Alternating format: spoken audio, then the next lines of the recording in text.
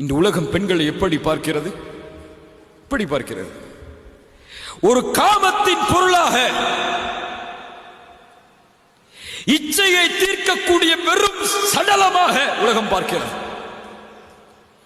இந்த உலகம் இசையை அனுமதிக்கிறது, இசையை ஊக்குவிக்கிறது. அந்த இசையிலெல்லாம் பாருங்கள் பெண்களை அவர்கள் வார்த்தைகளால் எப்படி கொச்சப்படுத்துகிறார்கள் என்று.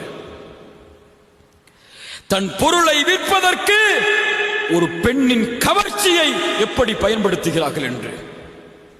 அவர்களுக்கு தேவை தன் பொருள் விலை போக வேண்டும், அதற்கு தேவை ஒரு கவர்ச்சியான உடம்பு, அவ்வளவுதான்.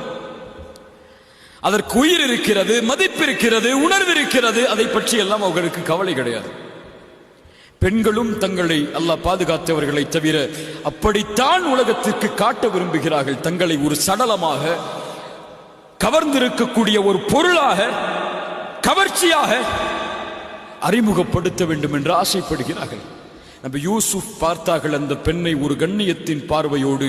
உன் கணவனுக்கு சொந்தமான பெண்ணே, ஒருபோதும் அந்த கணவனுக்கு சொந்தமான பெண்ணுக்கு அநீதம் இழைப்பதன் மூலமாக நான் வெற்றி பெறுபவனாக மாற முடியாது.